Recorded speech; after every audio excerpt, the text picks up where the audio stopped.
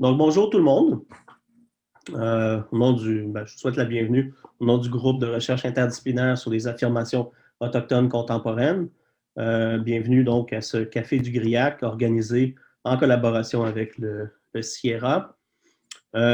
Café au cours duquel nous aurons la chance de discuter autour des effets juridiques et des défis de la judiciarisation des droits des peuples autochtones au Québec. Et on va faire un survol des projets, à partir des projets hydroélectriques de la baie James, des grands projets des années 70, jusqu'à l'entente Ousiniun signée en 2020 par les Inuits et Iron Ore Canada. C'est ça, après cette brève introduction, je vais passer la parole à nos deux invités et après ça, on aura une période là, de questions-discussions. Donc, je vous demanderai de garder vos questions pour la fin. De toute façon, pour l'instant, là, les micros ont été coupés, donc vous n'avez pas le contrôle de vos micros ou rien. Donc, ça va être vraiment pendant la période de discussion que vous pourrez intervenir. C'est ça. Donc, avant de passer la parole à nos intervenants d'aujourd'hui, j'aimerais souligner que les terres où l'UQAM se situe, où on se trouverait normalement si cette conférence-là était en personne, mais quand même où se trouvent beaucoup de personnes, dont moi, aujourd'hui, font partie d'un territoire ancestral qui a longtemps servi de lieu de vie, de rencontre et d'échange entre les peuples autochtones, notamment la nation Kanien'kehá:ka au Mohawk. Nous honorons, respectons et reconnaissons ces nations qui n'ont jamais cédé leurs droits ni leur autorité souveraine sur les terres et les eaux sur lesquelles nous nous réunissons aujourd'hui. Donc, nous avons la chance d'avoir avec nous Maître James O'Reilly et Maître Marie-Claude André Grégoire.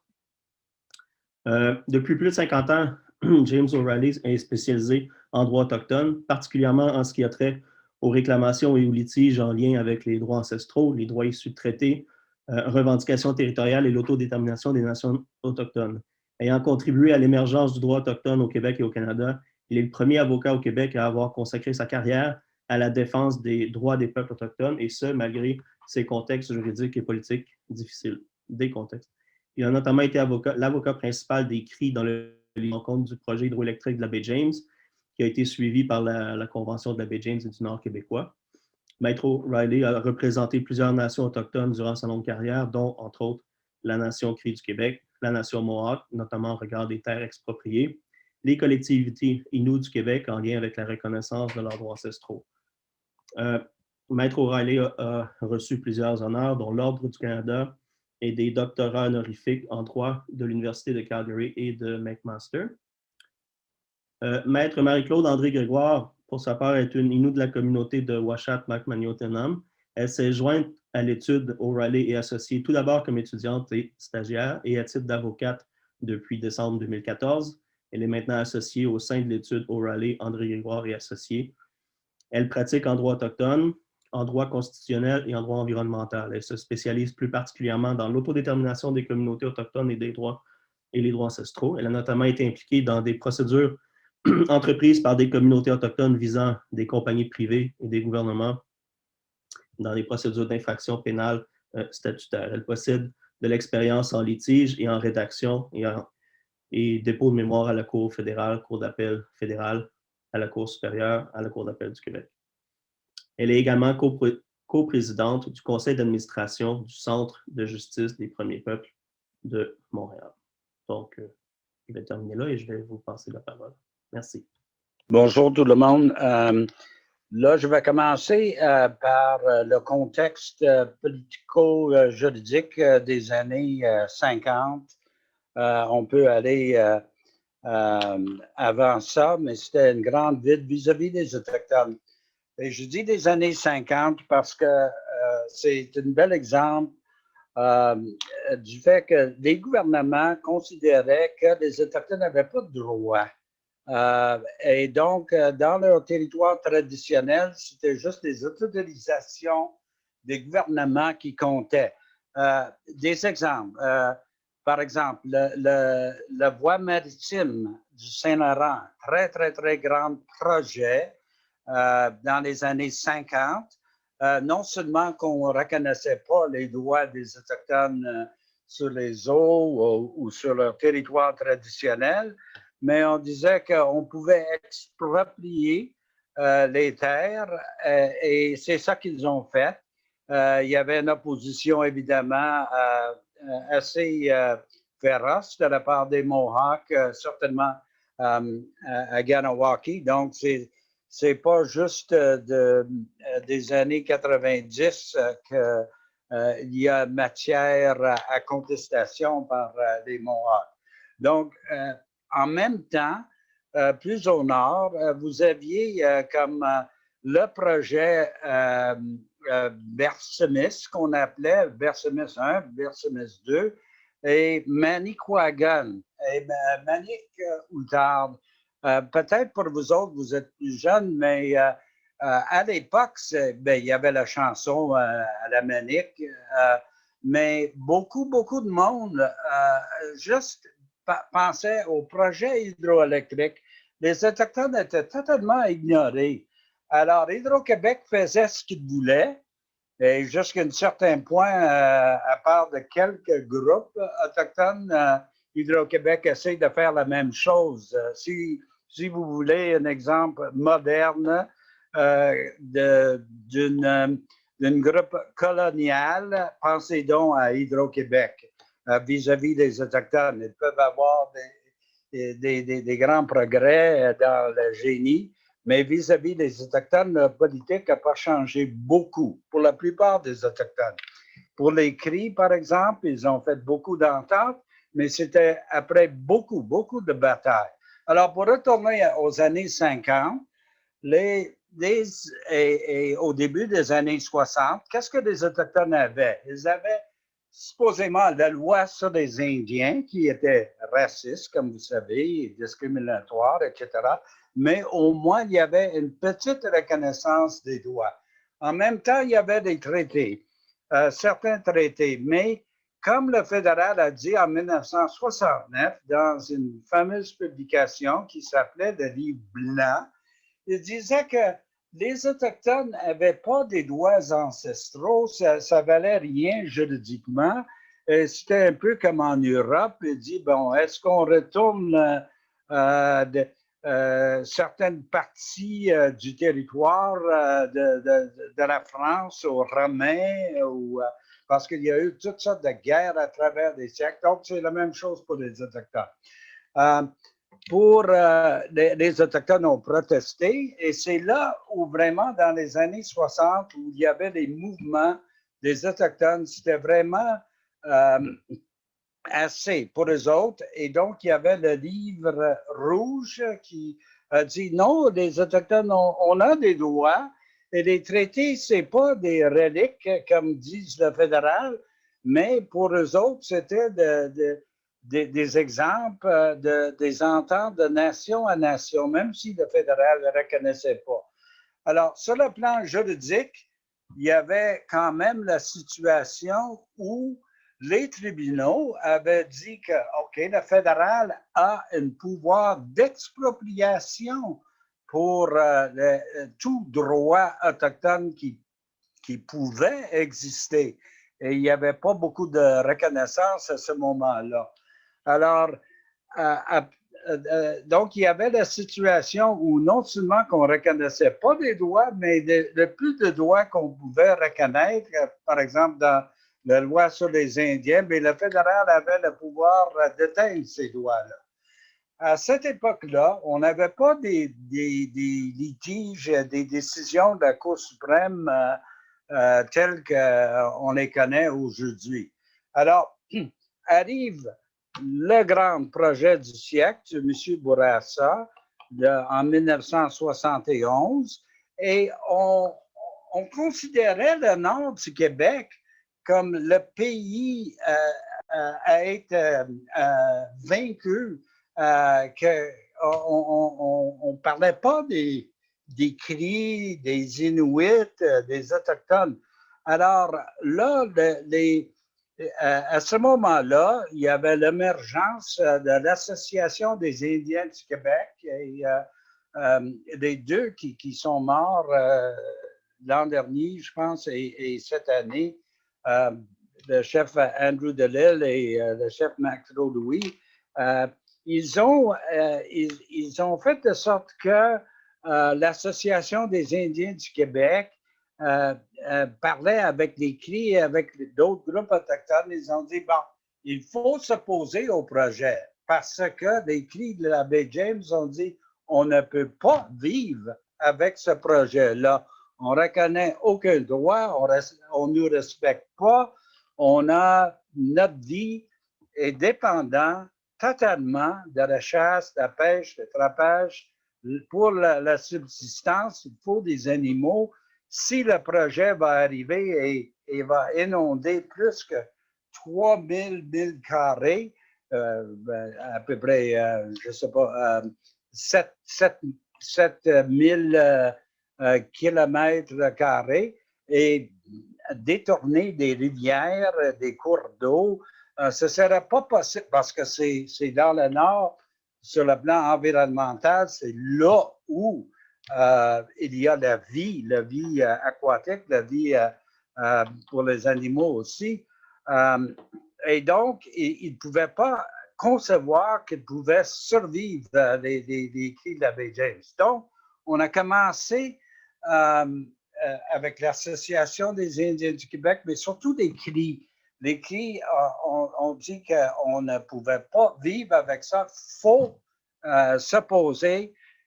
Quels étaient des recours, des possibilités? Bon, on pouvait chialer dans les journaux, on pouvait faire un peu la politique. Personne n'écoutait trop le politique. Ça commençait tout simplement. Alors, ils ont décidé, on y va à la cour.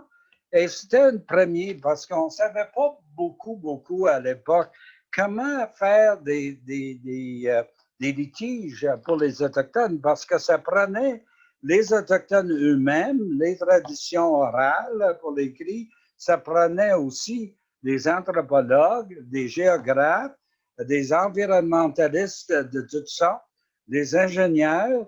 Alors, on a formé une espèce de comité et heureusement, il y avait quelques personnes, une dénommée John Spence, qui était un Irlandais d'Irlande, et Heiner Skinnerland, qui était un ingénieur, qui avait des Norvégiens qui s'étaient battus contre les Allemands dans la Deuxième Guerre mondiale dans la Norvège. Et eux autres, avec des anthropologues et des Autochtones, et menés par le grand chef Billy Diamond, ils ont dit, OK, on va planifier ça ensemble, les procédures. Donc, on avait un groupe et on a décidé, bon, avec quel témoin? Et surtout des Autochtones, il y en avait en tout, à la fin du procès, quelques 167 témoins, je pense, de toutes les sortes. Mais il y avait plus qu'une trentaine d'Autochtones. Et quand je dis Autochtones, il y avait des Cris et des Inuits. Et c'était une des premières fois que des Inuits sont allés en cours pour faire valoir les droits ancestraux. Alors, là, cette audition a duré 71 jours. C'était peut-être la première cause environnementale de grande envergure au Québec. Ça n'a pas été trop publié parce que c'était publié en français seulement dans les rapports du pratique. Il n'y avait pas des rapports judiciaires en anglais ailleurs au Canada qui ont rapporté le jugement en anglais. Alors, des gens, à ce jour ici, moi, je dis aux gens, ben, allez voir ce jugement-là, j'ai dit, c'est non seulement une première en droit autochtone, mais c'est une grande première sur le plan environnemental. En tout cas, ça n'a pas duré. Le juge Moloff a émis une injonction après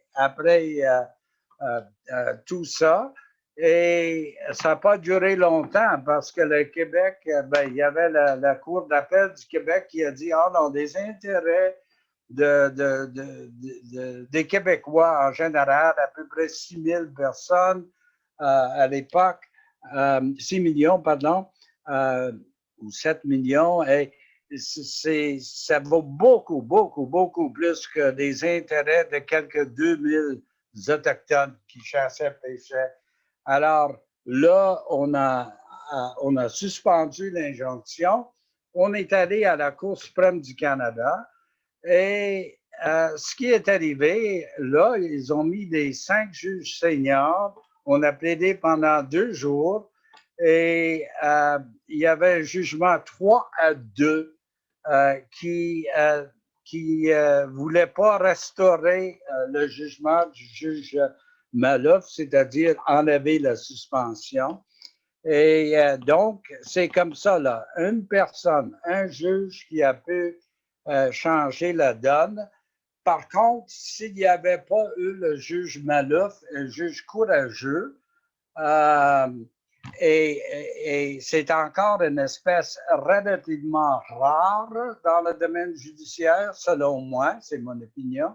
S'il n'y avait pas eu ce juge-là, il n'y aurait pas eu la convention de la baie James, et il n'y aurait pas eu peut-être le développement aussi grand dans le domaine autochtone. Alors, ça a été ça la bataille de la baie James en gros. Les Autochtones ont joué un rôle crucial. C'était une première pour les Inuits aussi.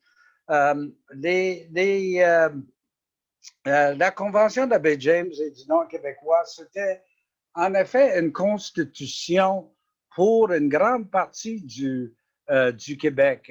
Vous savez, la superficie du Québec, la partie qui est couverte par la Convention de la baie James et du Nord québécois, à peu près de la région d'Abitibi jusqu'à la baie d'Ungava, c'est à peu près le 3/5 de la superficie du Québec. Alors, ce que les gens ne réalisent pas, peut-être, c'est qu'à cause de la Convention de la baie James, il y a quelques 26 amendements, conventions complémentaires, et peut-être plus que 75 autres conventions sur lesquelles, auxquelles les Cris et où les Inuits sont partis. Bon, c'est une constitution plus particulière pour le Québec, pour cette partie du territoire du Québec. Il y a aussi beaucoup de lois spéciales, plus qu'une trentaine, qui essaient de mettre en œuvre ou en application la Convention de la baie James et du Nord québécois. Alors, le temps galope. J'en passe vite. On parle d'aller aux tribunaux. Est-ce qu'après 50 ans, je suis convaincu qu'il y aura de justice de la part des gouvernements ou des groupes comme Hydro-Québec? Non, non. Il faut faire une opposition forte et essentiellement, c'est encore les tribunaux, selon moi, qui donnent le ton. Heureusement, avant, c'était juste des tribunaux comme la Cour supérieure ici au Québec qui étaient plus forts pour les Autochtones et pas tellement la Cour suprême, mais depuis depuis les années 80, la Cour suprême a un peu changé de cap et a donné le ton pour dire que oui, les Autochtones ont des droits et ce sont des droits qui sont très forts et par contre, ils ont mis la barrière très, très, très, très haute pour prouver des droits ancestraux à la Cour. Alors, c'est pourquoi ils sont arrivés avec la notion de ce qu'ils appellent les requêtes HIDA, où techniquement, si les gouvernements veulent procéder avec un projet, il faut avertir les Autochtones, il faut les consulter. Et c'est pas un veto, mais par contre, ils doivent pas nécessairement prouver qu'ils ont tous les droits ancestraux. Alors, là, je parlais de la convention de la baie James et on dit, est-ce que c'est fini là, pour, par exemple, les cris d'aller à la cour? Non. C'est-à-dire, dans les années 90, il y avait la grande bataille encore, malgré toutes les ententes avec Hydro-Québec. Il voulait procéder d'Hydro-Québec, le Québec voulait procéder avec la grande baleine. Bon, la bataille, encore judiciaire, politique, beaucoup de médiatiques aux États-Unis. Et finalement, le Québec et l'Hydro-Québec ont retiré le projet de la baie James. Ensuite, il y avait la foresterie.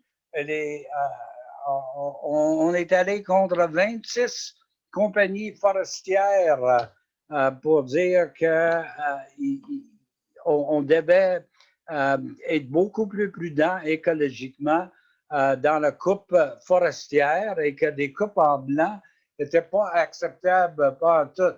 En tout cas, cela aussi a aidé à ce qu'on appelle la paix des braves, qui a vraiment été la mise en application, la mise en œuvre de la Convention de la baie James. Je peux parler longuement. Les Inuits, malheureusement, Marie-Claude va élaborer, mais les Inuits, la plupart des groupes Inuits, en tout cas, et des Atikamekw, sont aux prises encore avec Hydro-Québec. Malheureusement, c'est pas assez de proclamer qu'ils ont des droits ou de dire qu'ils devraient être traités avec respect. Souvent, ce qui arrive, c'est que on va dire oui, oui, oui, oui, mais c'est pas suivi par l'action. Alors, c'est quoi le recours ultime? Aller à la cour, c'est dispendieux, des fois c'est long, ça prend de la persévérance, mais malheureusement, dans notre société, on ne peut pas compter sur le fait que des gens vont être justes ou que les gouvernements vont promouvoir un traitement équitable pour tous les Autochtones. Ça ne veut pas dire que tous les Autochtones sont des anges et qu'il faut leur donner raison tout le temps sur n'importe quoi, mais pour des affaires de base, là, les traditions, il faut au minimum respecter qu'ils étaient là en premier et qu'on n'a pas partagé d'une façon juste les ressources et les bénéfices des ressources. Alors, pour conclure, moi, je suis encore en faveur d'aller à la Cour parce qu'on ne peut pas se fier que les gouvernements vont faire les choses justes. On espère, par exemple, il y a eu du progrès et certainement la reconnaissance constitutionnelle a aidé beaucoup, beaucoup en 1982, mais encore là, ce n'est pas un droit absolu. Les lois constitutionnelles, c'est-à-dire on peut y porter atteinte. Et donc, souvent, c'est matière au litige encore. Jusqu'à quel point est-ce que les gouvernements peuvent porter atteinte aux droits constitutionnels? Je termine en disant que ce qui est très, très fascinant pour la Convention de la baie James, c'est que c'est pas juste un règlement des droits territoriaux ou des droits ancestraux. C'était vraiment une constitution où on a prévu, pour la première fois, c'est les Inuits ont été reconnus des droits très, très précis, mais on a des dispositions pour l'autonomie gouvernementale, on a une commission scolaire CRI, on a un conseil de santé particulière, on a vraiment une relation beaucoup plus étroite avec la province parce qu'à l'époque, il y en a beaucoup d'Autochtones qui ne juraient que par le fédéral et la relation avec le fédéral. Les cris ont vu que non, le pouvoir va être de plus en plus quant aux ressources naturelles aux provinces. Donc, ils ont gardé une certaine relation avec le fédéral, mais une plus grande relation avec la province, nonobstant tous les litiges. Alors, est-ce que c'est, quand on parle de la réconciliation, est-ce que des ententes plus modernes sont la voie à accepter? Moi, je pense que oui, parce qu'à ce moment-là, si les Autochtones ne sont pas satisfaits, ils ne signent pas des ententes. C'est aussi simple que ça. Mais heureusement que les tribunaux sont encore là, mais j'ai pas quand même une confiance à 100% dans les tribunaux et tous les juges. Pendant bien longtemps, il n'y en avait pas beaucoup qui ont bien reçu des arguments quant aux Autochtones. Mais ça a changé beaucoup. Et je pense que la plupart des juges sont au moins sensibles aux droits fondamentaux des Autochtones. Donc, c'est pourquoi j'ai encore une confiance que s'il n'y a pas d'alternative, il ne faut pas hésiter d'aller devant les tribunaux pour faire valoir les droits des Autochtones. Avec ça, je vous remercie et c'est le temps pour Marie-Claude de vous informer de ce qui se passe chez les Inuits. Bonjour à tous. Donc, dans le fond, je vais suivre ce que Maître Riley disait. Pour les Inuits de Uashat-Makmalutenam et la nation Innu en général, eux, c'est une nation qui n'a pas signé la Convention de la baie James et donc n'a pas signé de traité moderne.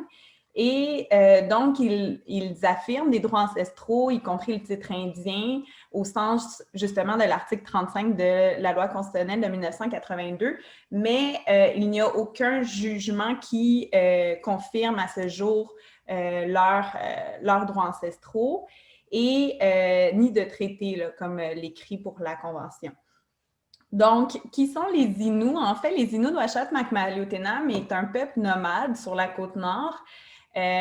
Donc, initialement, l'été, ils étaient à cette île, qu'on appelle aujourd'hui cette île, mais dans la baie de Uashat, et ils occupaient le territoire tout l'été.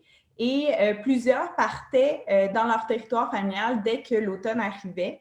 Et donc, ils partaient vraiment à pied avec un canot par portage et se rendaient dans leur territoire familial. Donc, on parle là, d'une marche d'un trajet là, de plus de 500 km pour certaines familles. Donc, ça se rendait aussi loin que Schefferville et même beaucoup plus loin. Et les différentes familles de Uashat-Makmalutenam et de Matimekos-Lac-John, parce que les deux communautés ont des liens familiaux très étroits. Donc, beaucoup étaient situés au Labrador, mais autant au Québec et même dans leur trajectoire vers leur territoire familiaux, ils passaient par le Labrador là, pour aller, ce qui est maintenant aujourd'hui Schefferville et plus au nord, là, qui redevient le Québec. Je spécifie ça parce que c'est important, vous allez voir dans la dernière décision de la Cour suprême. Et donc, c'est ça, c'est un peuple nomade qui ont occupé beaucoup le territoire et même en 1950, ils faisaient encore ce trajet-là. D'ailleurs, ma mère est née justement au Labrador, dans le territoire familial de mon grand-père. Et donc, ils sont 13 enfants du côté de ma famille, du côté de ma mère, et les 12 enfants sur les 13 sont nés là, vraiment dans le territoire soit pendant le trajet ou vraiment dans le territoire de famille. Donc, arrive en 1950 la compagnie minière, les prédécesseurs d'IOC. Donc, c'est une compagnie minière de fer qui décide de faire un méga projet à cette île. Et donc, ils trouvent un minerai de fer qui est aujourd'hui situé dans la ville de Schefferville et décident d'exploiter ce minerai de fer, cette mine-là. Et pour ceux qui connaissent bien la Côte-Nord, Schefferville est située très loin de cette île, à 500 km environ. Et donc, ils décident de faire un chemin de fer pour justement ramener le minerai de fer jusqu'au port de cette île, de créer un port aussi. Ils ont décidé également de faire un barrage pour s'autosuffire au niveau de l'électricité.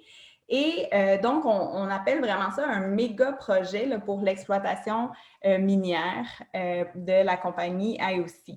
Et donc, les Inuits, à ce moment-là, bien sûr, ne sont pas consultés. Comme Maître O'Reilly disait, les droits des Inuits en 1950-1960, c'était même pas une question. Les gouvernements donnaient les permis sans même penser à est-ce que les Autochtones ont des droits? Est-ce qu'il y a des Autochtones qui occupent ce territoire-là? Est-ce qu'on va les affecter? Et donc, pour les Inuits, ça a été vraiment une catastrophe. C'était une intrusion totale dans leur territoire, là. On parle de construire un chemin de fer directement sur leur lieu de portage, qui était traditionnel, donc qui était utilisé depuis des centaines et des centaines d'années. Et c'est sûr que, bon, pour le chemin de fer, il y a eu certains avantages d'une certaine façon parce qu'une fois qu'ils ont pu l'utiliser, ils ont pu aller plus rapidement dans leur territoire de famille, mais aussi beaucoup de désavantages. Comme je disais, ça détruit des lieux de portage. Après, comment on fait pour aller dans notre territoire? Il y a eu aussi beaucoup de conflits avec la compagnie minière, des cas là, de discrimination, de racisme, autant au niveau de l'emploi, mais aussi des chalets qui ont été brûlés de membres de la communauté qui justement, ça rappelle, parce qu'on parle des années 1950, 60, 70, où les gens sont encore vivants aujourd'hui, ont un souvenir de toute cette intrusion dans leur territoire, dans leur mode de vie, de cette compagnie-là qui vient exploiter leur territoire sans même les consulter, sans les informer ni rien. Et donc, arrive justement le conseil de bande en 2010-2011 de Uashat Makmaliutenam, décide d'avoir de prendre, dans le fond, tous les moyens possibles pour se faire respecter, justement en visant les compagnies minières. Donc, on tente d'avoir des négociations avec différentes compagnies minières. Et c'est sûr que, bon, pour les compagnies, eux autres, ils veulent rien donner, ils ne sont pas prêts à donner quoi que ce soit aux Inuits. Ils donnent déjà des redevances au gouvernement du Québec ou au gouvernement du Labrador si certaines mines étaient situées au Labrador. Et donc, on tente d'avoir des négociations avec IOC plus particulièrement et ça ne fonctionne pas du tout. Pour les Inuits, la compagnie d'IOC a vraiment un historique qui est particulier parce que justement, ils ont exploité depuis bientôt 70 ans, en fait, leur territoire. Et donc, il fallait des compensations qui étaient justes et équitables et ce n'était pas du tout ce qu'ils offraient. Donc, en 2013, on a décidé de se rallier avec les Inuits de Matimico-Schlagjone, donc les deux conseils de bande, et de poursuivre la compagnie minière IOC. Il y avait deux particularités dans ce recours, là, beaucoup de défis juridiques, mais deux défis plus particulièrement, c'était que premièrement, on voulait poursuivre uniquement la compagnie minière. Donc, il n'était pas question qu'on poursuive également les provinces, donc soit Terre-Neuve ou soit le Québec ou même le Canada. Notre but était vraiment de viser la compagnie minière et de dire qu'ils violaient les droits ancestraux, y compris le titre indien des Inuits, et qu'ils ont complètement mal agi envers les Inuits et on demandait, entre autres choses, une compensation de 900 millions.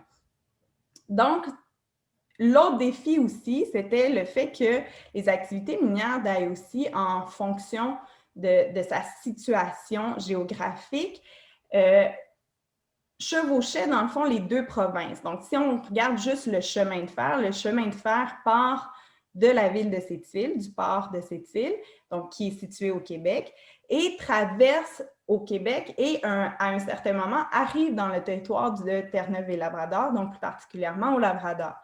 Et le chemin de fer continue et termine dans le fond à Schefferville. Et là, on se retrouve encore au Québec.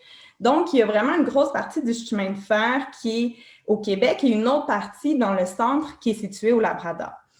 Les mines d'IOC étaient situées initialement à Schefferville avant la fermeture en 1982. Donc, les anciennes mines étaient situées à Schefferville, donc au Québec. Et les nouvelles mines qui sont actuellement exploitées sont situées au Labrador. Donc, l'autre défi était justement où on allait poursuivre la compagnie, dans quelle juridiction. Donc, c'est sûr que pour nous, la compagnie est située au Québec, les deux communautés autochtones sont situées au Québec, les droits des Inuits, les Inuits parlent français, ils sont situés, bon, c'est sûr que le Nitassinan est situé entre le Québec et aussi le Labrador, mais les Inuits, dans le fond, Uashat et Matimicush sont au Québec. Donc, on a décidé de poursuivre seulement au Québec parce qu'on considérait que justement la juridiction, c'était au Québec. Et donc, la première étape au niveau des procédures, c'est sûr que quand on est arrivé, les avocats de AEOC pensaient, dans le fond, que simplement avec une requête en rejet de l'ensemble des procédures, ils allaient pouvoir réussir à faire rejeter complètement notre cause. Leur vision, eux autres, était de dire qu'on ne peut pas, sur la base simplement d'une affirmation des droits, poursuivre des compagnies privées. Leur théorie de la cause, dans le fond, c'était que nous devions, les Inuits, avoir un jugement qui confirme qu'on a des droits ancestraux avant de pouvoir même poursuivre une compagnie privée.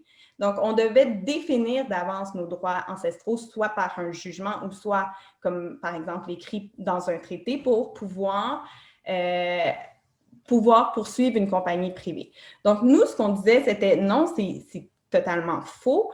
On a des droits ancestraux, on a le titre indien, c'est des droits qui sont préexistants et qui sont justement reconnus par l'article 35 de la loi constitutionnelle de 1982. Et si la Cour suivait la théorie de la cause de AEOC, ça serait de venir justement nier toute la question des droits ancestraux et toute la question justement de cette préexistence de ces droits-là qui sont reconnus constitutionnellement dans la loi de 1982. Donc, ce jugement-là, dans le fond, a été rendu à la Cour supérieure où ils nous ont donné raison. Ils nous ont dit effectivement que non, à la face même du dossier, il semble que les Inuits puissent réussir, selon leurs preuves, à faire reconnaître qu'ils ont des droits ancestraux et à ce titre-là, pouvoir également faire reconnaître que la compagnie minière a violé ces droits ancestraux-là. Donc, AEOC a tenté de demander la permission à la Cour d'appel d'en appeler de ce jugement-là. Ils n'ont pas eu la permission. Et à la Cour suprême également, ils ont demandé la permission et ils n'ont pas eu cette permission-là. Donc, par conséquent, ça fait de jurisprudence. Donc, n'importe quelle communauté autochtone, même si leurs droits ne sont pas confirmés dans un jugement, peuvent poursuivre directement une compagnie privée sans avoir à faire reconnaître au préalable leurs droits ancestraux devant une autre cause et visant uniquement les procureurs généraux du Québec, du Canada ou tout autre procureur général des provinces. Donc ça, c'est très important parce que justement, comme Maître Riley disait tantôt, c'est que les critères de la Cour suprême du Canada sont très sévères envers les communautés autochtones où c'est eux qui ont le fardeau de la preuve de faire reconnaître qu'ils étaient là et qu'ils ont une occupation suffisante justement pour faire prouver leur titre indien. Et ça demande énormément d'experts, ça engendre des coûts financiers très importants et comme vous le savez, les communautés autochtones sont sous-financés et au lieu de mettre des millions dans une cause à la Cour, ils vont certainement préférer mettre cet argent-là, le peu d'argent qu'ils ont, dans justement le bien-être collectif de leur communauté. Donc, l'autre aspect, donc nous, en gagnant, on retourne à la Cour supérieure parce que c'était juste, dans le fond, de définir si on pouvait continuer à poursuivre IOC. Donc, on retourne devant la Cour supérieure et cette fois-ci, c'est Terre-Neuve et Labrador avec IOC qui viennent demander à la Cour, dans le fond, d'exclure la partie de notre procédure qui vise toutes les activités d'IOC au Labrador.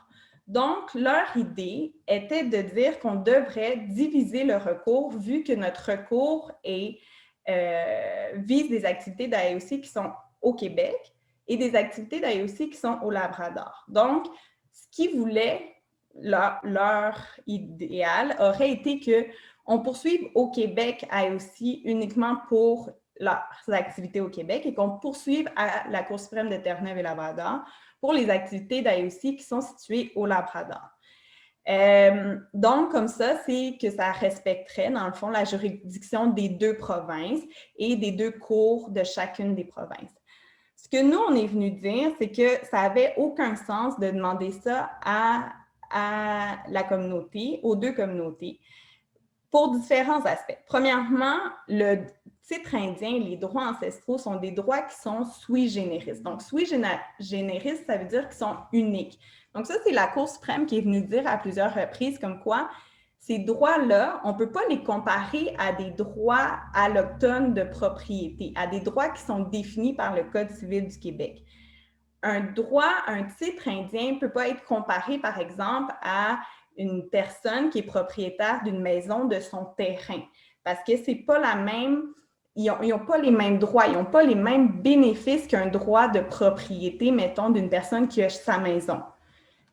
Quelques exemples, c'est que le titre indien, par exemple, est collectif. Donc, c'est un titre qui appartient à l'ensemble, pour le cas plus particulier ici, là, des Inuits de Uashat-Makmaluotenam. Donc, ce n'est pas le chef qui détient le titre indien. Ce n'est pas non plus le chef mettons, le grand-père ou le prochain enfant. Ce n'est pas une seule personne. C'est l'ensemble de la collectivité qui détient ce titre-là. Et d'autres aspects, c'est que c'est des droits qui ne peuvent pas être vendus, par exemple, à IOC. Jamais une communauté autochtone peut vendre son titre indien à une compagnie minière ou à personne d'autre. Le seul cession qui peut être faite, c'est avec la couronne fédérale. Donc, ça ne peut pas être comparé justement à un titre de propriété non autochtone de sa maison ou de son terrain. L'autre chose, c'est que l'utilisation de son territoire doit être faite pour que les générations futures puissent bénéficier de ce territoire-là. Donc, par exemple, une communauté autochtone ne peut pas, en vertu de son titre indien, détruire complètement son territoire, exploiter pour, je ne sais pas, des terres rares ou quoi que ce soit, qui serait complètement néfaste pour les générations futures et l'utilisation des générations futures de ce territoire-là. Donc, tous ces aspects-là font en sorte que c'est un titre qui est unique, donc qui est sui generis. L'autre aspect aussi, c'est qu'au niveau du recours des Inuits de Uashat-Makmaluotenam, on poursuit la compagnie IOC où son siège social est au Québec. Et pour différents aspects aussi, au niveau de la preuve, par exemple, lorsqu'on serait venu avec des aînés qui viennent témoigner à la Cour pour raconter, dans le fond, leur occupation de leur territoire, mais aussi l'occupation, l'impact d'IOC sur leur vie, sur leur mode de vie. On ne pourrait pas demander à un aîné de venir témoigner et à un certain moment lui dire « Arrête de parler, vite, on arrive au Labrador, donc il faut absolument que vous arrêtez de parler parce que là, ça va aller dans une autre cause, quand on va être à la Cour suprême de Terre-Neuve. » Donc, ça serait complètement absurde, surtout que la limite géographique, premièrement, est contestée par le Québec et cette question-là n'a jamais été définie officiellement, réglée, en fait, politiquement non plus. Et deuxièmement, c'est qu'elle n'est pas... Si vous allez dans le territoire, il y a certains endroits où on ne sait pas vraiment si on est au Québec ou au Labrador. Donc, il n'y a pas de barrière qui définit la frontière. D'ailleurs, à Schefferville, à certains endroits, on ne sait pas trop non plus où est-ce qu'on est au Québec ou on est au Labrador, on ne le sait pas. Donc, il y avait tout cet aspect-là aussi, là, où on disait que, dans le fond, le recours, aussi, l'administration de la justice ne va pas pour qu'on dépose, dans le fond, le même recours qui vise, c'est les mêmes parties, donc c'est les Inuits Uashat, les Inuits Matimekosh-Lac-John, qui visent la compagnie IOC, mais on divise ce recours-là en deux quand, dans le fond, ça servirait bien plus la justice si on faisait le recours une seule fois à un seul endroit. Donc, la Cour supérieure nous a donné raison à ce niveau-là. Il disait justement que la question de la perspective autochtone devait être prise en compte dans ce contexte-là, qui était très particulier justement. Puis là, on parle de l'application des articles du Code civil qui est du droit international privé, soit la compétence des cours sur les causes qui sont devant eux. C'est assez technique, donc je ne rentrerai pas trop dans les détails. Mais finalement, il disait justement qu'il nous donnait raison. Et c'est sûr que Terre-Neuve est allé en appel de ce jugement-là. Et la Cour d'appel, encore une fois, nous a donné raison. Il disait que pour les droits qui sont invoqués dans notre cause visent justement une compagnie minière qui a son siège social au Québec. Et ça ne serait pas juste de diviser le recours en deux. Encore une fois, on s'est rendu à la Cour suprême du Canada par Terre-Neuve et c'est une cause qui a été, dans le fond, qui a intéressé beaucoup d'interlocuteurs. Donc, on a eu des procureurs généraux de l'Ontario, de Colombie-Britannique, mais aussi quelques nations à travers le Canada autochtone qui avaient justement des territoires qui étaient revendiqués selon différentes provinces, mais une aussi qui était très intéressante où son territoire revendiqué était également aux États-Unis. Donc, l'impact du jugement allait avoir directement un impact sur eux, sur est-ce qu'ils pourraient poursuivre, par exemple, une compagnie canadienne qui exploite leur territoire aux États-Unis. Et finalement, ça a été très long avant d'avoir notre jugement, donc près de presque un an avant d'avoir notre jugement, donc le 21 février 2020, où la Cour suprême du Canada nous a donné raison 5-4. Donc, c'est un jugement vraiment très serré. Et la majorité a finalement décidé que, justement, le droit autochtone, le titre indien et les droits ancestraux ont un caractère sui generis. Et ça ne servirait pas justement la justice et ça serait contraire aux enseignements de la Cour suprême qui disent que de ce caractère sui generis-là, qu'on ne peut pas l'associer justement à un droit réel. Donc ça, c'était par rapport à l'application du droit international privé que je parlais tantôt. Puis, il parle aussi du principe de l'accès à la justice qui demande d'appliquer les critères avec souplesse et donc de permettre aux Inuits de Uashat Maknalutenam puis de Matimekosh-Lac-John de continuer le recours. Et il disait dans le fond que aussi le droit d'interprétation de l'article 35 doit être uniforme au Canada et donc le fait de diviser le recours au Québec et à Terre-Neuve et Labrador, essentiellement, ça serait à la Cour suprême aussi de venir traiter de la dernière question. Et donc, ça va s'appliquer uniformément. C'est les mêmes critères à Terre-Neuve qu'au Québec sur est-ce que les Inuits ont un titre indien et des droits ancestraux, oui ou non. Pour ce qui est dans le fond, des 4 juges de la Cour suprême qui sont venus dire, eux, au contraire, avaient l'aspect vraiment de la fédération. Et ils disaient que, dans le fond, les droits ancestraux et l'article 35 ne peuvent pas venir contredire la Constitution et les compétences des tribunaux canadiens et leur juridiction qui est strictement sur leur territoire. Donc, eux autres, ils venaient dire vraiment tout le contraire de la majorité, que le titre indien et les droits ancestraux doivent être analysés comme des droits réels et donc la Cour du Québec n'avait pas compétence sur sur la partie du litige qui était située au Labrador. Donc, on voit que c'était vraiment des positions complètement contraires, mais heureusement, on a gagné.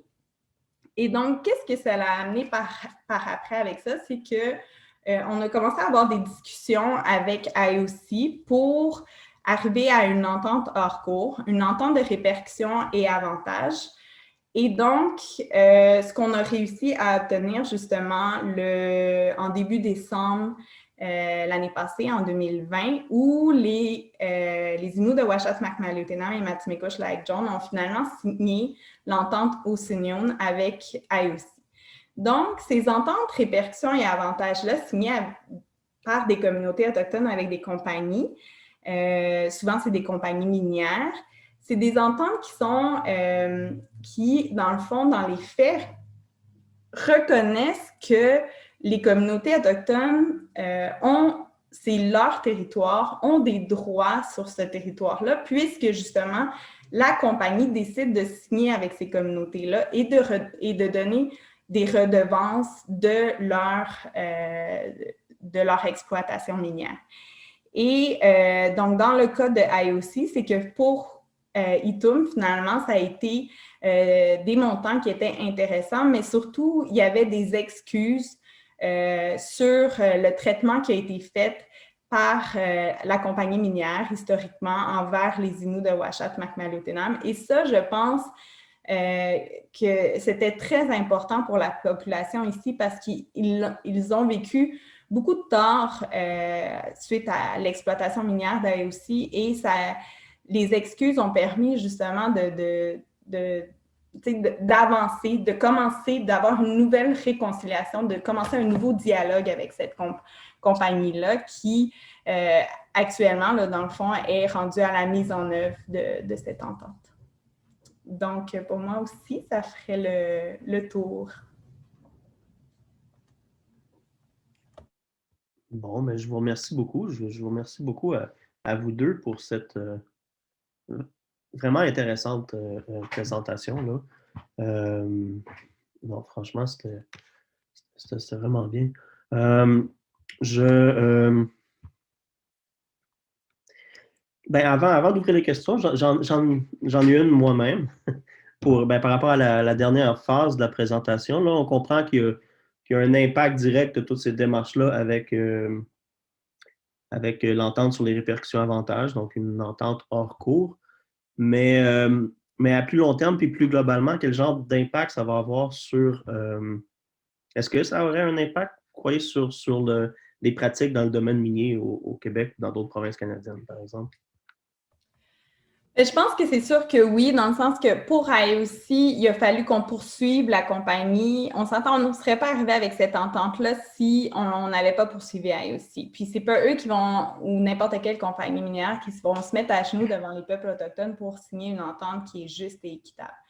Donc, d'après moi, premièrement, en plus, c'est une cause qui s'est rendue à la Cour suprême à 2 reprises. Donc, c'est sûr que les compagnies minières sont... le droit autochtone est un droit nouveau. Donc, à chaque cause qui se rend jusqu'à la Cour suprême du Canada, définit un peu plus les droits des Autochtones et a des conséquences justement sur les agissements, selon moi, des compagnies minières. Donc, je crois que oui, ça va avoir un impact et ça peut avoir un impact là, sur la volonté de d'autres compagnies minières à vouloir faire des ententes répercussions et avantages.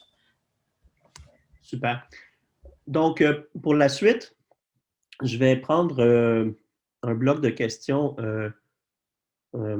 sur, voyons comment ça s'appelle ça, Zoom. Donc levez la main pour que je vous vois. Levez la main virtuelle, pas sur les écrans. Et puis après ça, j'irai prendre quelques questions sur le...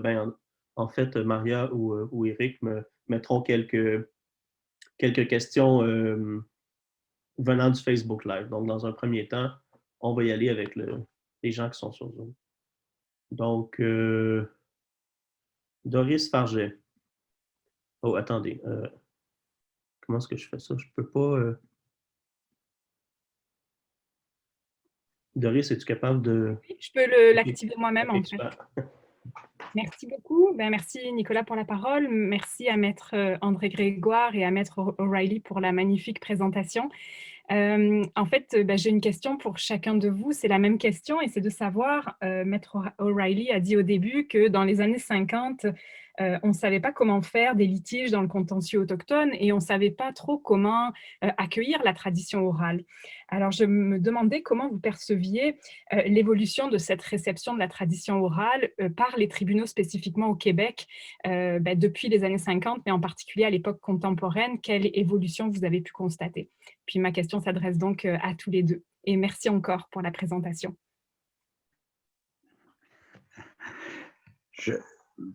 Veux-tu que je commence, Marie-Claude? Oui, OK. Bon, ce qu'on avait fait dans la convention, dans le litige de Kanataouat pour la baie James, on a dû marcher par des anthropologues et des historiens, surtout, même pour les traditions orales. Les gens, on avait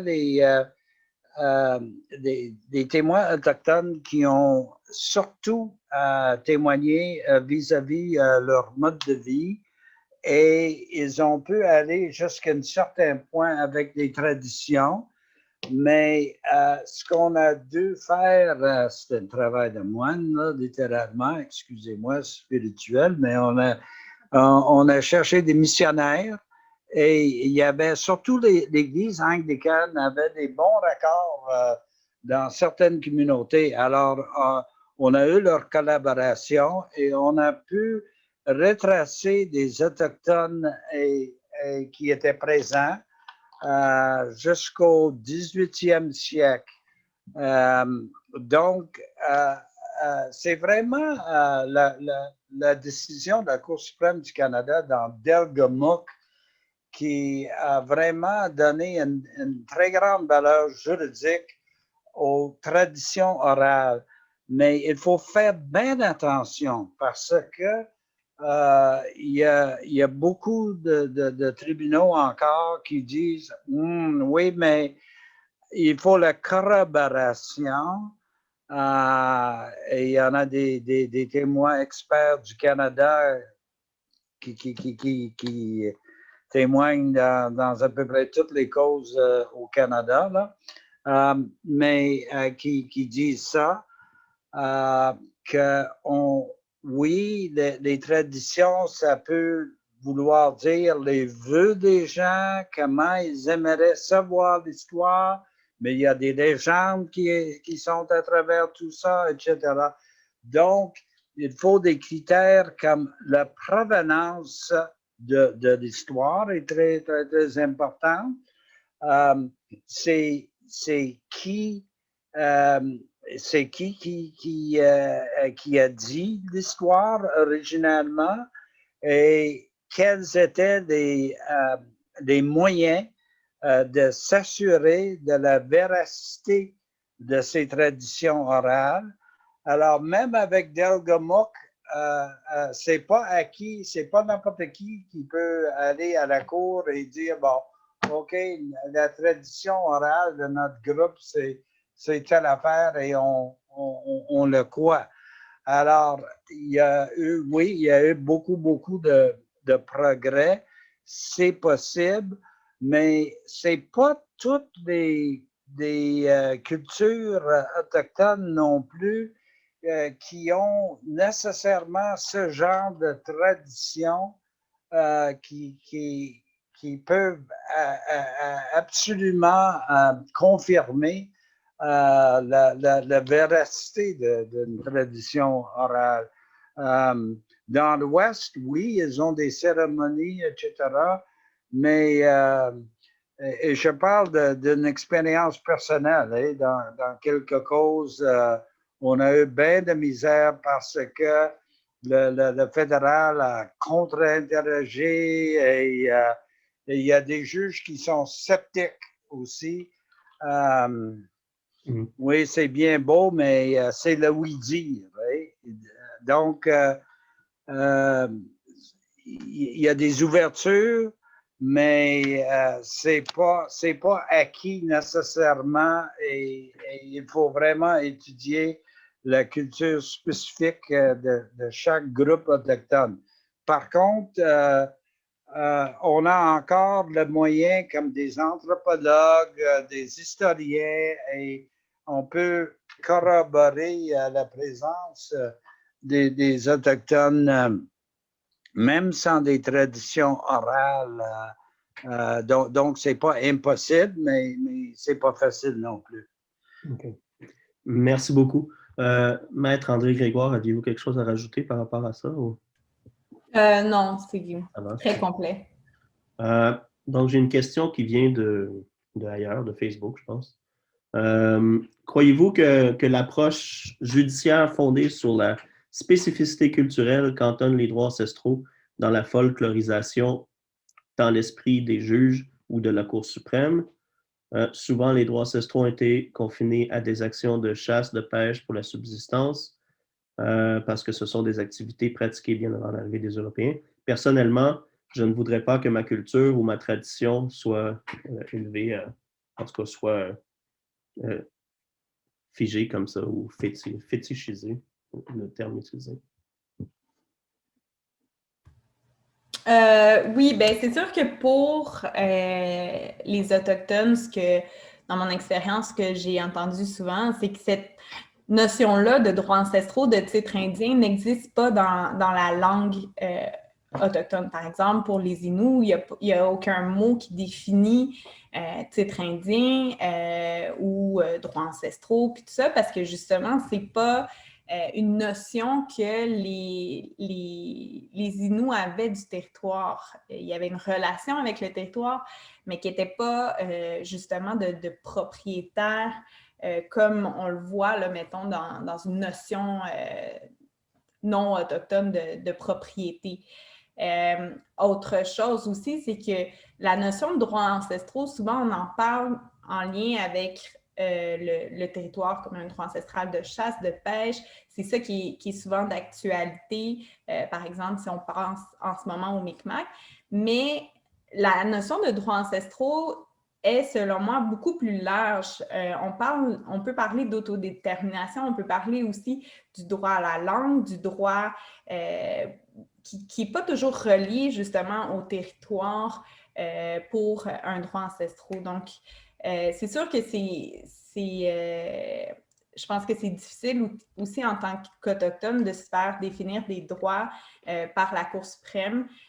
Puis, c'est des droits qui sont définis par des juges qui ne sont pas autochtones et donc qui essayent de comprendre une perspective autochtone, mais en ne l'étant pas non plus. Donc, c'est sûr que je pense qu'il y a une difficulté aussi à ce niveau-là pour certaines communautés. Quand on parle justement de droits ancestraux, là, je suis tout à fait d'accord qu'on ne doit pas limiter cet aspect-là à seulement des droits de chasse, trappe et de pêche. Bien, merci beaucoup. Ah oui, je vois une question de Jacques Leroux. Est-ce que... Oui, vous m'entendez? Très bien. OK.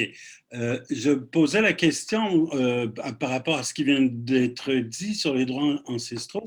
Si on donnait des définitions extrêmement larges d'un droit ancestral, par exemple en disant que les Autochtones ont toujours eu la possibilité d'exploiter la masse ligneuse, les arbres, la forêt, est-ce qu'on ne pourrait pas étendre alors le droit à, par exemple, la possibilité de faire de l'exploitation avec l'industrie forestière?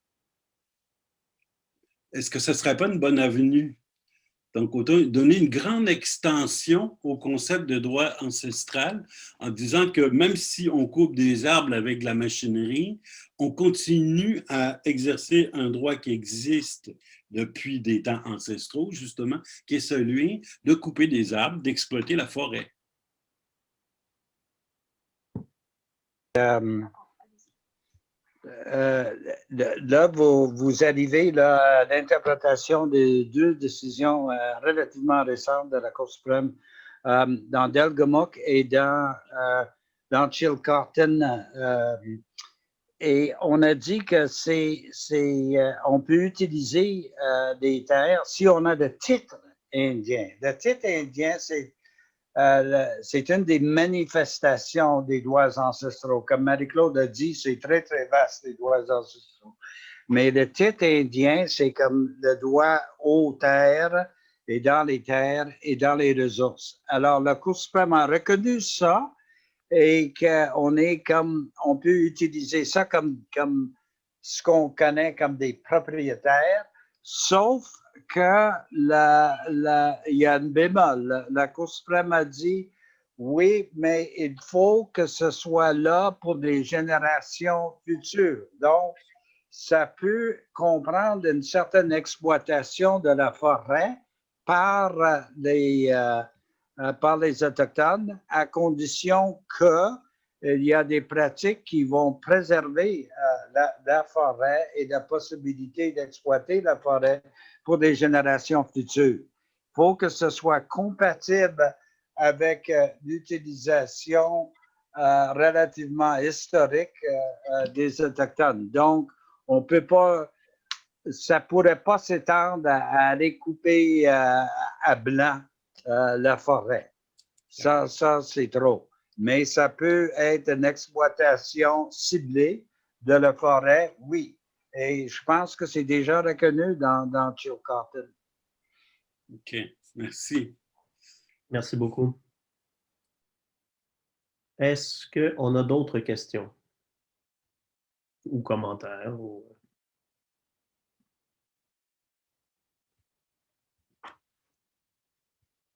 Ah, OK.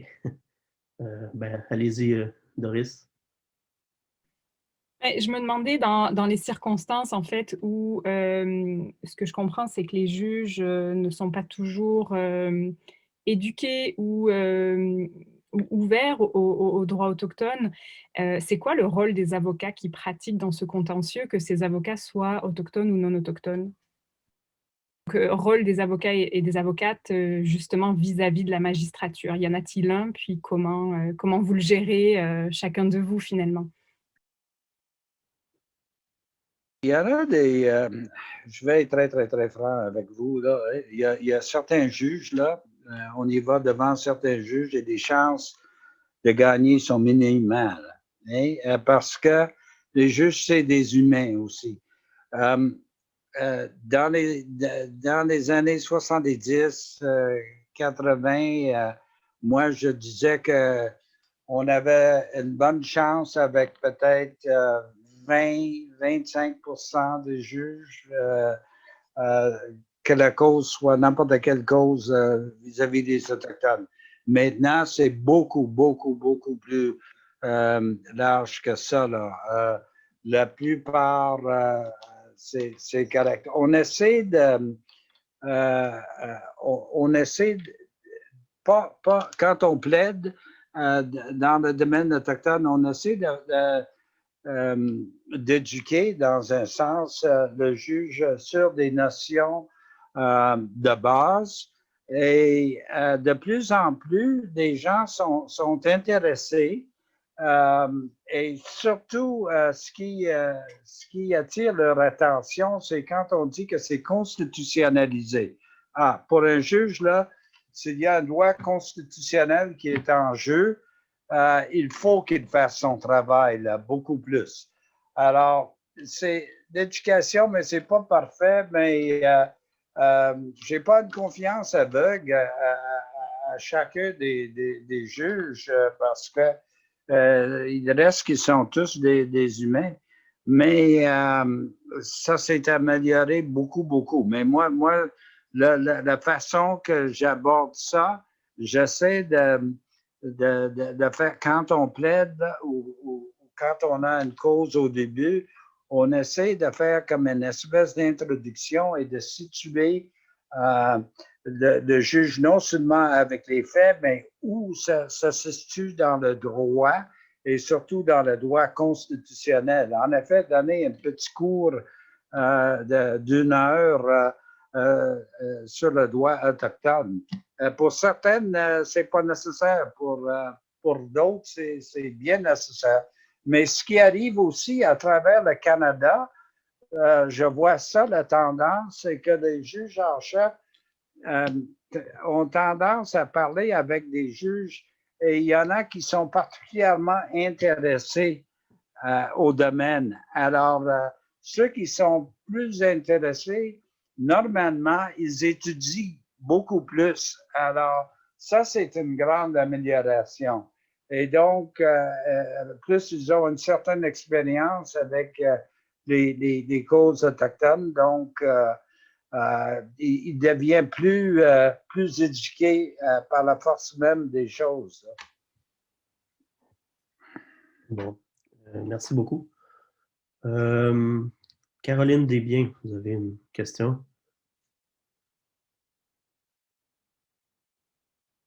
Oh, est-ce que... Attendez, là, il y a...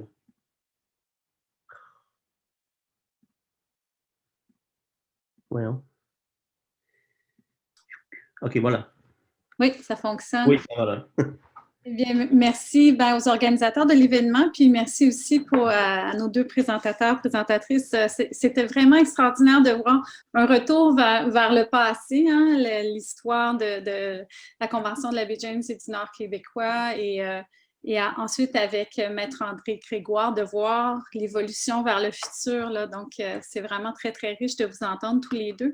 Ma question, c'était, j'aurais aimé vous entendre à savoir quelle différence entre un traité et les ententes de répercussions et avantages? Est-ce qu'il y a, en quelque sorte, on s'accommode de quelque chose qui est moins avantageux ou, enfin, j'aurais aimé vous entendre comparer les deux modèles et nous dire... Oui, ben en fait, c'est vraiment deux choses distinctes. Parce que dans le fond, les ententes de répercussions et avantages, c'est la décision du conseil, des conseils de vente de signer avec une compagnie minière. Ou ça peut être forestière, là, mais souvent, dans notre cas, c'est des compagnies minières.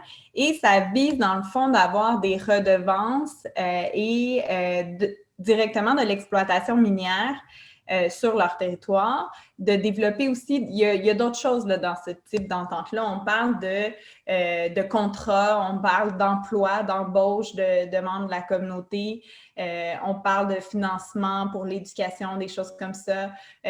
On parle, dans le cas d'IOC, d'excuses aussi. Donc, c'est vraiment de développer une relation avec la compagnie minière, mais ça exclut les gouvernements.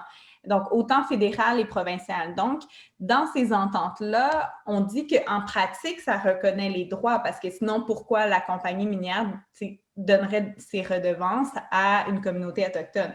Mais il n'y a pas de reconnaissance mettons, juridique des droits réels dans ces ententes-là. Tandis qu'un traité se fait en fonction justement de la Constitution.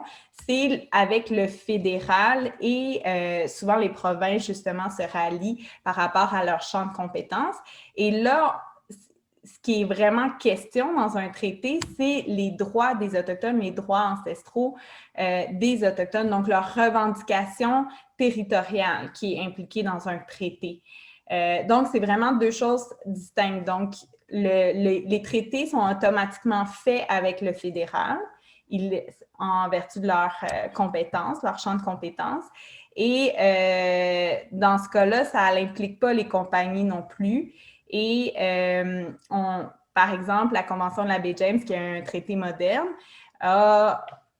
est un traité qui était question autant de l'éducation, comme disait Maître O'Reilly, d'un système de santé fait pour les Cris et les Inuits,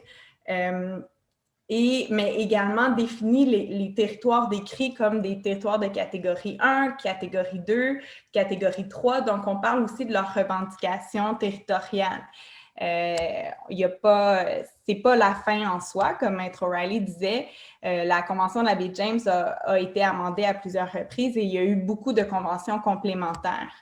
Donc, je dirais que c'est deux choses distinctes. Si plus particulièrement pour Itum, eux n'ont pas signé de traité et n'ont pas de jugement qui est venu définir, dans le fond, leurs droits ancestraux et l'existence de ces droits-là, donc limités dans un territoire, là, si on parle des revendications globales. Et donc, dans la mesure où ils signeraient un traité avec le Canada et le Québec, ils pourraient le faire aussi en fonction des redevances minières que le gouvernement du Québec a eu, par exemple, d'IOC aussi, malgré que les Inuits ont signé une ERA avec IOC. La compagnie minière a donné des redevances minières au gouvernement du Québec et les prétentions des Inuits seraient certainement de ravoir une partie de ces redevances minières-là parce que ça vient de leur territoire également. Donc, c'est pour ça que je dis que c'est vraiment, en fait, deux choses complètement distinctes en soi. Je ne sais pas si Maître O'Reilly voulait rajouter quelque chose.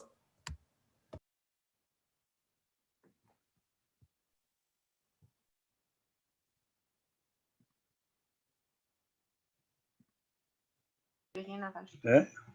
Non, Marie-Claude, tu as bien expliqué les différences.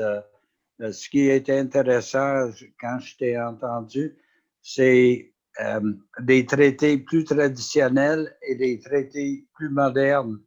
Les traités plus traditionnels, c'était une fois et la relation avec le fédéral en principe et des gens, de perspectives autochtones, c'était qu'ils faisaient une traité de nation à nation. La perspective du fédéral, c'est qu'il cherchait un abandon de tous les droits territoriaux, au moins, des Autochtones. Alors, c'est pourquoi vous voyez des grands débats et des grandes controverses à propos des traités, des anciens traités. Alors, tandis que les traités plus modernes, les gens disent oui, mais on prévoit que ce sera un peu comme la Constitution. Bien, la Convention de Baie James est constitutionnalisée, mais que ça peut être amendé pour tenir compte des circonstances qui changent, un peu comme des lois et comme des constitutions de beaucoup de pays. Alors, ça, c'est juste au niveau de la distinction entre les traités plus traditionnels et les traités plus modernes. Et les deux sont constitutionnalisés, mais c'est beaucoup plus facile d'interpréter les traités modernes qui sont beaucoup plus précis que les traités anciens qui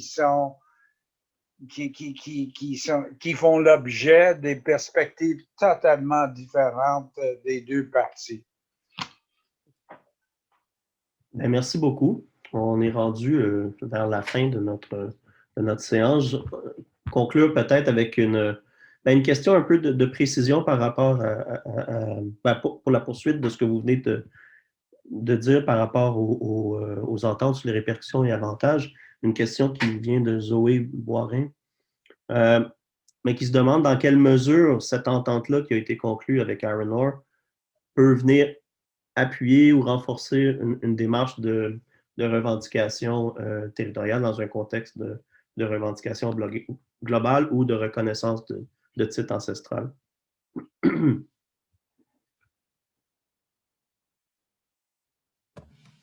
OK.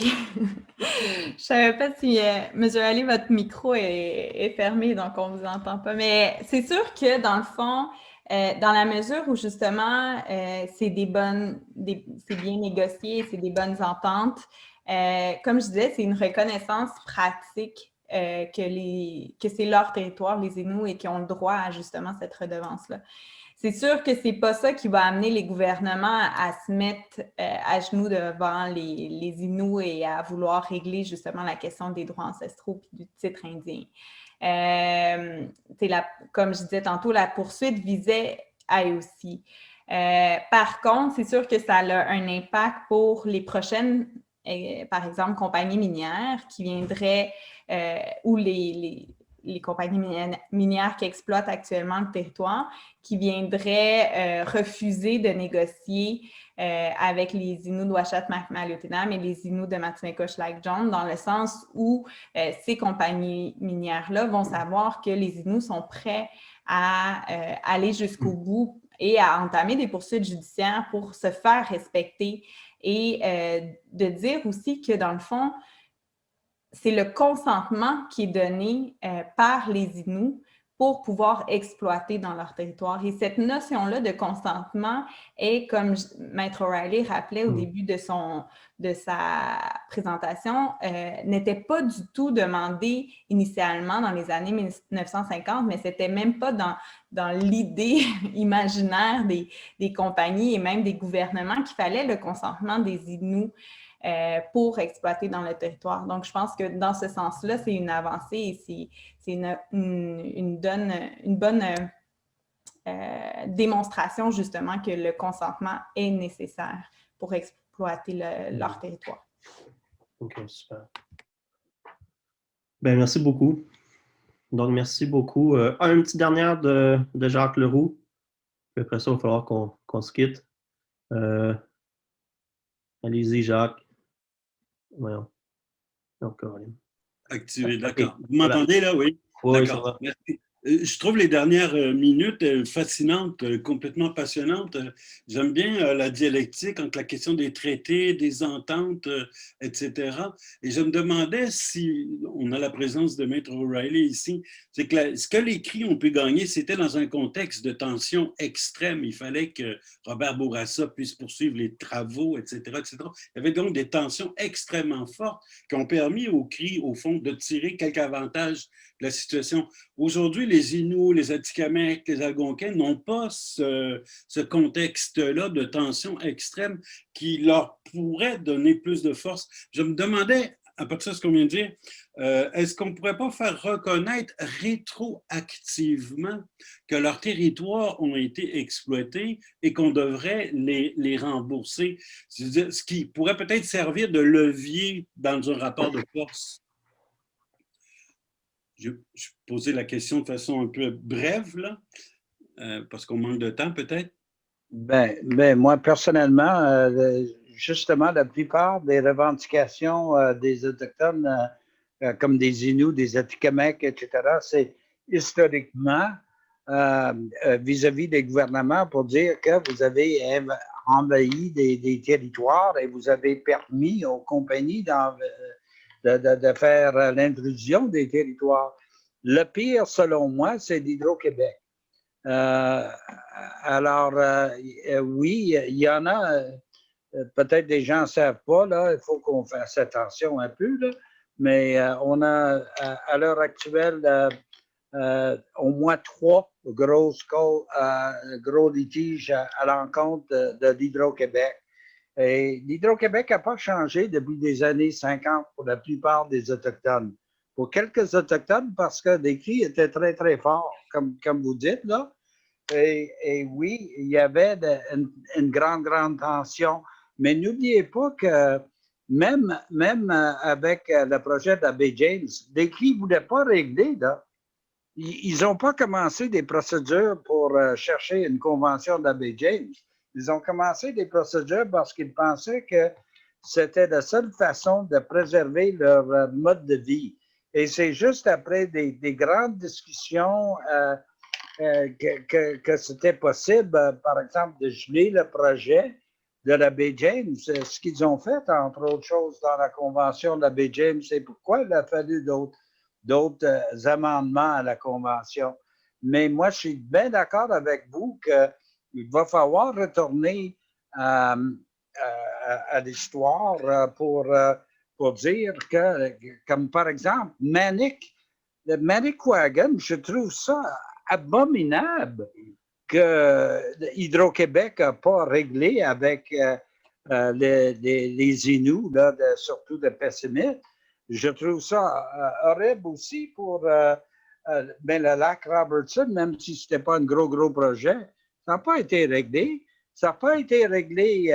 Il y avait, OK, Quanachit pour la ramène, mais ça n'a pas été réglé avec des Inuits de Ouachette Valley-Ontario pour la ramène, ce qui est encore en litige en parlant.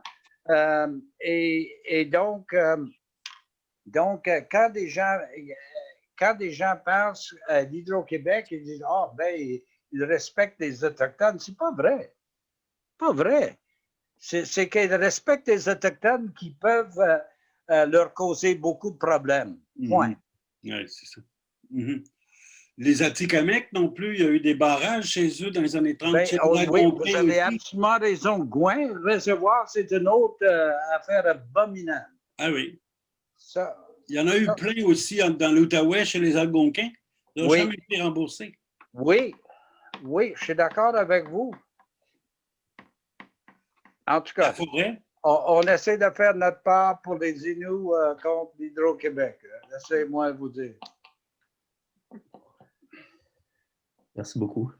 Maître André Grégoire, quelque chose à rajouter ou ça va? Non, ça va, c'est exactement. En fait, on est d'accord avec M. Leroux. On prend exactement cette position-là, là, même dans les procédures où on demande des compensations historiques, justement, là, pour tous les dommages passés. Merci. Ben, merci beaucoup. Donc, je remercie particulièrement mes... Juste un dernier point, là.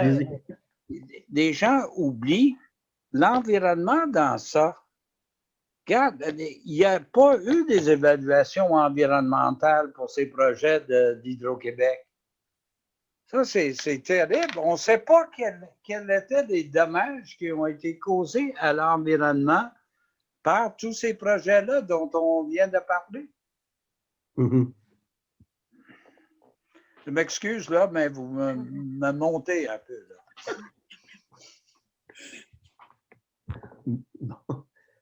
Oui, non, mais vous avez raison. Effectivement. Donc, merci beaucoup. Merci beaucoup, spécialement à nos deux panélistes. Merci à tout le monde d'être venu, de vous être déplacé, en tout cas, d'être resté avec nous par Zoom aussi longtemps. Donc, ce fut fort intéressant. La rencontre, j'avais oublié de le dire au début, mais elle a été enregistrée.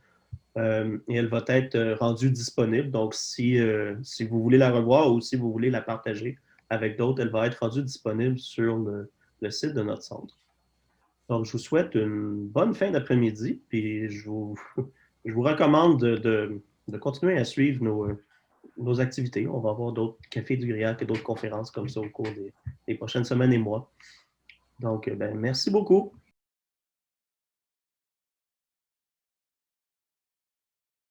Merci beaucoup. Merci tout le monde. Yamé, maintenant.